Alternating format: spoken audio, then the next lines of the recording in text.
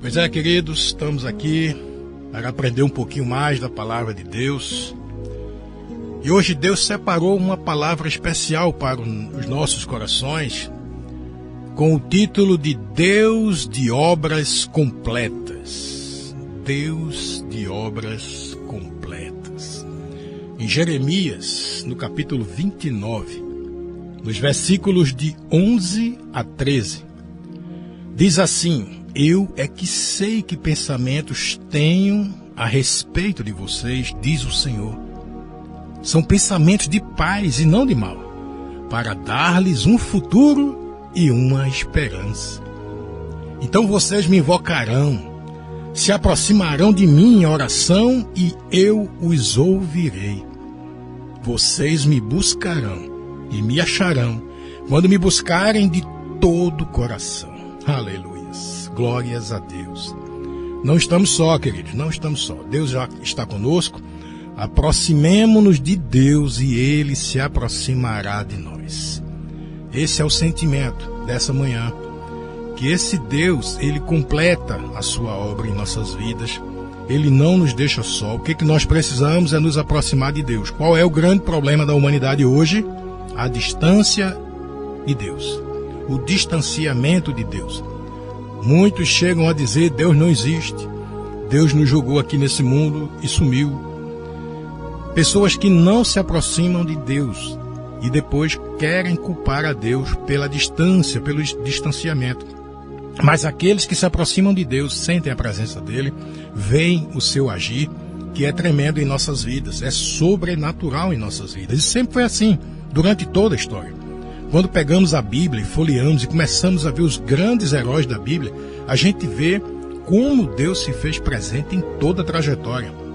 Noé recebeu de Deus uma promessa, porque Deus precisava corrigir a humanidade e Deus pediu que Noé fizesse uma arca, porque haveria de vir água sobre a terra. Muitos não creram.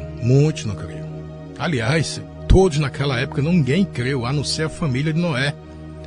E não foi coisa rápida, foram mais ou menos uns 100 anos para que a arca ficasse pronta, para que o dilúvio viesse à terra.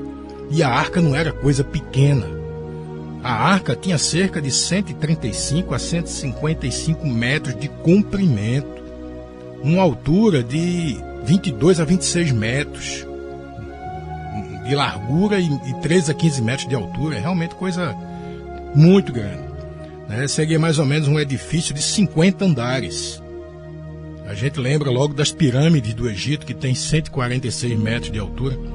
Porque assim, as coisas de Deus são grandes.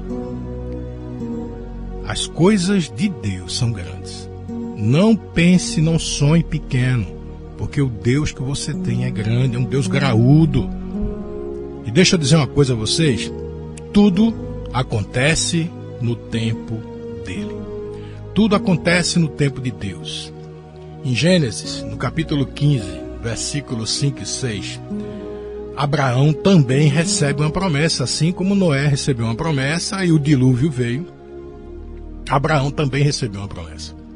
Então o Senhor levou Abraão para fora e disse: Olhe para os céus, conte as estrelas, se puder contá-las. E lhe disse: Assim será a sua posteridade. Abraão creu no Senhor e isso lhe foi atribuído para a justiça. Ele recebeu a promessa de uma numerosa descendência. Incrível. Mas aí a esposa dele era estéril, a Sara. A Sara era estéril. E Sara ficou inquieta, ela não quis esperar o tempo de Deus, ficou incrédula. Ela achava que isso não ia ser possível. E apesar com essa dificuldade toda, ela resolve dar uma ajudinha a Deus e coloca um auxiliar, a sua ajudante lá, Agar, para ter um filho com Abraão, nasce o Ismael. No entanto, o agir de Deus, ele pode parecer demorado aos nossos olhos. Mas ele é fiel, porque para Deus não há impossíveis. Então, mesmo Sara sendo estéril, Deus concedeu para que ela pudesse ter seu filho, e nasce Isaac, cumprindo assim a promessa de Deus. porque Deus cumpre as suas promessas. E assim nós temos visto. Quando a gente lê lá em Êxodo, no capítulo 6, versículos 5 a 8, diz assim: eu também ouvi os gemidos dos filhos de Israel, os quais os egípcios escravizam, e me lembrei da minha aliança. Portanto, diga aos filhos de Israel: eu sou o Senhor. Vou tirá-los dos trabalhos pesados do Egito. Vou livrá-los da escravidão. Vou resgatar vocês com o braço estendido e com grandes manifestações de juízo. Eu os tomarei por meu povo e serei o seu Deus, e vocês saberão que eu sou o Senhor, seu Deus, que os tiro dos trabalhos pesados no Egito. Eu os levarei para a terra que jurei dar a Abraão, a Isaque e a Jacó. Darei essa terra a vocês como herança. Eu sou o Senhor. Entenderam? O agir de Deus, a promessa de Deus. Moisés passa 40 anos como príncipe do Egito, sendo forjado, sendo preparado. Ele passa por esse processo. Em seguida, ele passa mais 40 anos no deserto de Midian, tendo uma vida de camponês ali, até receber a confirmação de Deus para ser aquele libertador do povo do Egito. E aí foram mais 40 anos no deserto até chegar na Canaã, a terra prometida. Os 120 anos de vida de Moisés tiveram um propósito. Ele nasceu, ele cresceu, ele foi preparado, ele foi forjado e assim ele chegou ao ápice, ao seu objetivo de vida, que foi libertar o povo de Deus da escravidão do Egito. Deus cumpre os seus propósitos. Tudo acontece no tempo dele. Não esqueça isso. Deus cumpre os seus propósitos e tudo acontece no tempo dele. Lembra de Sansão? Sansão foi prometido a Deus como um nazireu, um voto de dedicação a Deus. Os pais dedicaram a Sansão para Deus.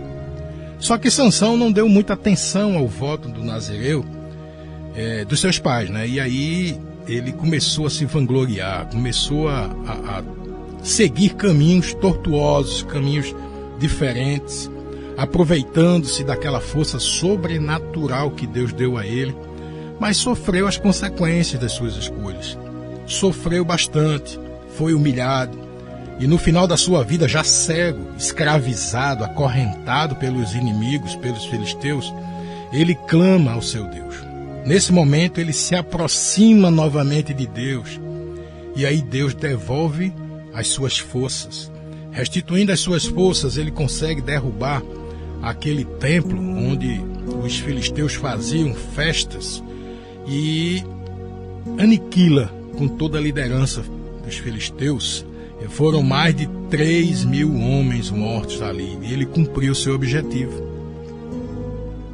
A oração e a consagração a Deus pelos pais sobre seus filhos tem um poder sobrenatural no mundo espiritual. A oração e a consagração a Deus pelos pais sobre os seus filhos é muito importante. Não esqueça disso, consagra teu filho ao Senhor, ora por ele, dedica cada um dos teus filhos, dos teus netos ao Senhor, porque Deus cumpre os seus propósitos, Ele cuida. Ainda que ele siga caminhos tortuosos, Deus é fiel. E quando a gente está falando de tudo isso, inevitavelmente a gente lembra de José, o chamado José do Egito, né? A história dele lá em Gênesis 37 é interessante. E José tem um sonho. E esses sonhos, eles antecipavam, né? Coisas do futuro que muitas vezes a família não entendia. Os sonhos de José antecipavam a supremacia dele sobre a família. No primeiro sonho, os feixes de trigo dos irmãos se curvavam diante dele. Depois, em outro sonho, o sol, a lua e 11 estrelas também o reverenciavam. E aí os irmãos não entenderam isso. Porque o agir de Deus, nós não entendemos de início. Só depois é que nós compreendemos. O que faço agora tu não sabes, mas saberás depois, diz o Senhor. Não se incomode se você não entende o agir de Deus. Deixa Ele agir. Ele é fiel. Ele sabe todas as coisas. José é muito jovem, já estava prevendo ali o que iria ocorrer no futuro. Porque José teve uma vida assim, cheia de altos e baixos. Ele foi jogado num buraco, ele foi vendido como escravo, chegou depois a ser governante da casa do rico Potifar, mas ali ele foi caluniado, foi preso. Chegou ainda a ser um administrador ali dentro da prisão, até ser chamado para decifrar os sonhos do faraó do Egito. Foi aí onde finalmente ele chegou como governador de todo o Egito, a primeira pessoa abaixo do poderoso faraó. E foi nesse contexto que a promessa daquele sonho original de José se concretizou. Toda a família teve que vir até o Egito, atrás de comida, de mantimentos, e toda a família se curvou diante dele. Por que isso aconteceu? Porque Deus sabe todas as coisas, nada está oculto diante dos seus olhos. E Hebreus 4,13 diz exatamente isso, nada está oculto diante dos olhos do Senhor. Ele sabe todas as coisas. E assim foi com José. Assim foi com José. José teve esse sonho que se concretizou ao final lá da sua vida. Eu poderia citar aqui vários outros personagens da Bíblia, todos com essa mesma característica de confiar em Deus, de Deus dar uma promessa e lá na frente Deus cumprir a promessa. Porque o nosso Deus é um Deus que cumpre promessas, é um Deus que não falha. E lembra de Davi, Salomão, Pedro que andou com Jesus, João, o apóstolo Paulo, quantas e quantas vezes Deus não cuidou, não protegeu, não mostrou o que iria acontecer lá na frente. Mas eu queria nessa manhã deixar um testemunho pessoal, algo que aconteceu na minha família e que realmente mudou a história e fortaleceu a fé. E quando a gente tem experiências com Deus, é muito interessante que nós possamos passar para os que nos rodeiam, para que eles também experimentem esse agir de Deus, esse entendimento que nós não estamos só. Em setembro de 2016, eu tive uma visão de Deus. Porque nós temos sonhos, né, normais, e às vezes nós temos uns sonhos assim muito marcantes que na verdade não são sonhos, são visões que Deus nos dá. E nessa visão, nesse sonho, a minha esposa vinha com uma menina no colo e ela dizia: olha a minha bebê. E eu olhava para ela assim e dizia: gente, como é que é tua bebê e não é minha? Que história é essa? E eu despertei daquilo ali, de manhã comentei com ela e ninguém entendeu nada. Foi um sonho doido, né, como a gente costuma dizer, uma coisa estranha, e passou. Os meus filhos já haviam crescido, já estavam casados, e estava só eu e ela em casa. Realmente a gente pensava em ter mais um bebê, adotar alguma criança, a gente estava pensando nisso. E aí veio esse sonho, essa visão de Deus. E aí logo no mês seguinte, em comecinho de outubro, isso foi em setembro de 2016, quando foi comecinho de outubro, a minha esposa me chama em casa e quando eu chego, ela: senta aí, deixa eu te contar uma história. Lembra do teu sonho? Eu disse: que sonho? Sim, aquele da bebê, a minha bebê que não é sua. Eu disse: ah, tá, o que tem? Eu disse: olha, o meu irmão, lá de Campina Grande, ele teve um relacionamento, a mulher engravidou, vai ter a bebê agora já, em novembro, e ela disse que não quer a bebê, vai colocar lá na porta dele para ele criar, e ele não tem a mínima condição, ele já tem um menino especial.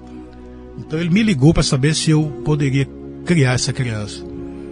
E aí eu lembrei logo do sonho, porque essa menina que está para nascer, ela é minha sobrinha de fato, ela é sangue, mas não é do seu sangue. Eu disse: tremendo isso, de Deus, vamos lá conhecer essa história. E nós fomos a Campina, falei com ela, com as tias, com a mãe dela, e realmente ninguém queria essa bebê. E nós explicamos para eles que nós traríamos ela aqui para Recife. E nós fomos com um advogado no cartório, fizemos todos os procedimentos legais necessários. Ela me pediu até que dissesse o nome que ia colocar na criança, e nós demos para ela, e assim foi. Ela nasceu em novembro de 2016. E aí veio o nascimento da pequena Radassa. E o nome foi dado a ela antes do nascimento, Franciele Radassa. E nasce Radassa em 2016, novembro de 2016. E o tempo passa. Nós oramos com eles, oramos com o Gilson, oramos com a Ana Paula, para que eles Deus pudesse chegar na vida deles. Até que eles resolvem se casar realmente, depois, um ano depois, eles se entendem, casam, tem mais uma filha. Nós fomos lá e ela até disse para nós: olha, a minha bebê, Deus mandou uma bebê para vocês e mandou uma para mim. E só que aí, em 2023, aconteceu um probleminha. Porque em 2023, o menino especial que ele cuidava, ele perdeu a guarda do menino. Minha esposa foi lá e puxou a orelha dele em algumas coisas que ele estava fazendo, o irmão dela. E ele não gostou e ele se chateou. E esse desentendimento fez com que ele entrasse com uma ação para pedir a Radassinha de volta. E aí criou uma situação complicada para a gente. E isso passou um ano, 2023 até 2024, ficou assim, estremecidas as relações. E nós aproveitamos esse processo, já para formalizar a guarda definitiva da pequena Radassinha. E agora, em 2025, ano passado, eu estive lá, conversei com eles, nós tivemos um diálogo e nós finalmente quebramos essa barreira, chegamos a um acordo e fechamos e selamos e toda a documentação foi assinada. E quando foi agora, em 2026, eu fui atrás do registro definitivo, porque o juiz já havia concedido, e eu fui ao cartório. Na semana passada, na verdade, eu estive lá em Campina Grande e fui no cartório para poder pegar o registro definitivo da paternidade. E interessante que quando nós chegamos no cartório, a moça lá do registro, ela disse uma frase assim que marcou meu coração. Porque ela disse: pronto, o nome dela já está no registro, já está no livro, o nome dela já está no livro. Imediatamente aquilo me veio uma frase de Jesus. Em Lucas 10:20, os discípulos chegaram a Jesus e disseram que estavam felizes, porque os demônios se submetiam a eles mediante o nome de Jesus. E nesse momento Jesus olha para eles, em Lucas 10:20 diz: no entanto, alegrem-se, não porque os espíritos se submetem a vocês, e sim porque o nome de cada um de vocês está registrado no céu. Aleluia. Ter o nome registrado no livro da vida, não tem coisa melhor. E quando eu peguei o documento de Radassinha e vi o milagre de Deus, que antes apareceu numa visão assim, a minha bebê que não é tua, e depois eu ver a menina hoje com 9 anos de idade, já crescida, a alegria da família, e eu vejo o agir de Deus. Mesmo antes dela nascer, o nome lhe foi dado. Ela agora tem um registro no livro da sua paternidade afetiva, do pai que cuida, dos pais que amam, dos pais que protegem. E assim faz Deus conosco, queridos. Deus é um Deus de obras completas. Deus não deixa obras inacabadas. Alegrem-se por ter o seu nome registrado no céu. Se você, meu amado, minha amada, ainda não tem essa convicção, a minha orientação nessa manhã é: aproxime-se de Deus e Ele se aproximará de você. Aproxime-se de Deus e Ele se aproximará de você. Deixa Deus terminar a obra na tua vida. Permita que Deus complete o seu agir. Deixa Deus fazer a diferença, seguir os seus passos nos caminhos de Deus. O caminho de Deus é perfeito para nós. Os mandamentos de Deus são para nós, não é para Deus. quando ele diz: ame o seu Deus, ame o seu próximo, não cobice o que é do outro, fuja da mentira, fuja dos pecados, da imoralidade, deixe as coisas ruins de lado, fuja das drogas, das bebedeiras, das noitadas, da prostituição. Quando Deus diz isso, não é para ele, não. Tudo isso que Deus fala é para nós, é por amor, é para o nosso bem. Eu lembro de um coelhinho que eu tinha lá em casa, e o coelhinho ficava sempre olhando ali nas frestas do portão, do muro, doido para sair. E se eu abrisse o portão e ele fugisse, sabe o que ia acontecer com aquele coelhinho? Ele seria devorado facilmente, totalmente indefeso diante dos cães, até dos gatos, das raposas, de tantos outros animais. Então ele estava ali, talvez até se ele pudesse, ter o raciocínio que nós temos, ele pudesse pensar: puxa, eu estou preso. Na verdade, ele não está preso, ele está protegido. E muitas pessoas não entendem isso, desse lugar de proteção, de estar debaixo das asas do Altíssimo. Deus é um Deus de obras completas. Tem uma canção que mexe muito com o nosso coração, a canção da Kemily Santos, que ela gravou ano passado, em 2025. E ela diz que o meu Deus não faz pela metade. Não vou viver uma parte por completo, Ele fará. Eu vou viver a totalidade da promessa. O Deus de obras completas vai fazer cumprir na hora certa. Não vou temer. O projeto vem de quem não erra. O Deus de obras completas vai fazer cumprir na hora certa. Aleluia. Pois eu sirvo um Deus que é tão grande. Em apenas um instante faz o impossível se materializar. O meu Deus não faz pela metade. Não vou viver uma parte por completo. Ele fará. Eu vou viver a totalidade da promessa. O Deus de obras completas vai fazer cumprir na hora certa. Aleluia. É uma letra tremenda que mexe com o nosso coração. Eu não sei como está a tua vida hoje, não sei como você amanheceu, não sei como é que está o teu momento. Mas uma coisa eu sei: Deus não faz nada sem um propósito. E se você está nessa manhã ouvindo esta palavra, eu tenho certeza que Deus tem algo especial para tratar no seu coração. Talvez você esteja achando demorado o agir de Deus na sua vida, promessas, sonhos, que você espera alcançar ainda não chegaram. Talvez você esteja naquele momento de Noé, construindo uma arca tão grande, 100 anos para concluir tudo, e cadê? Chuva, só as pessoas zombando. Mas o dia chegou e Noé estava onde? Na proteção, dentro da arca. Se você está fora desse lugar de proteção, aproxime-se de Deus e Deus se aproximará de você. Clame a Ele. Jesus já nos dizia que para falar com Deus é tão fácil. Entra no teu quarto, fecha a tua porta, e o teu Pai que está em secreto, Ele te ouvirá. Ele falará contigo. Nós não estamos só, queridos. Nós não estamos só. O mundo espiritual é uma realidade.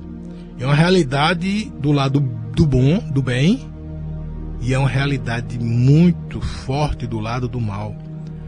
No mundo espiritual arrasta pessoas para uma areia movediça, para um abismo tremendo, horrível.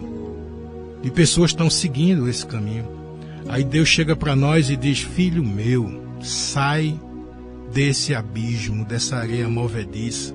E Deus nos dá a mão e nos puxa. Talvez seja esta palavra nessa manhã que vá tirar você do atoleiro, que vai mudar a sua história, mudar a sua vida.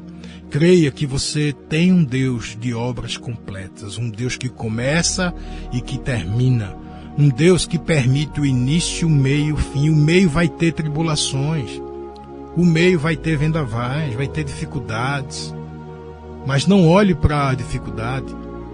Pedro, quando chamado para ir até Jesus ali no meio das águas, enquanto ele olhava para Jesus, ele estava caminhando sobre as águas, ele estava vivendo o sobrenatural de Deus.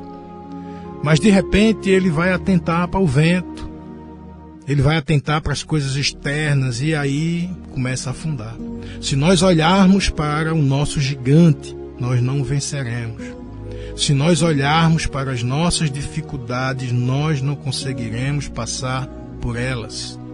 Nós devemos olhar para um Deus que tudo pode, para um Deus de obras completas. Devemos olhar para um Deus que cuida, que protege, que permite um processo para o nosso próprio crescimento. Nós somos forjados, nós somos preparados. Existe um trabalhar de Deus na nossa vida, até que Ele complete a sua obra, até que nós estivermos plenos, assim como Sansão, quando a gente cumpre o nosso processo aqui nessa terra, nós voltamos a Deus, porque o nosso nome está escrito nos céus. O nosso nome está registrado no livro da vida. E essa é a nossa alegria, essa é a nossa força, esse é o nosso contentamento de saber que o nosso Deus não falha. Ele é um Deus de obras completas e as coisas de Deus são grandes. É um Deus forte, é um Deus graúdo, é um Deus que tudo pode e tudo acontece no tempo dele. Não é no meu tempo, não é no seu tempo. Foi assim com Noé, foi assim com Abraão, foi assim com Moisés, foi assim com Sansão, foi assim com Davi e tantos outros.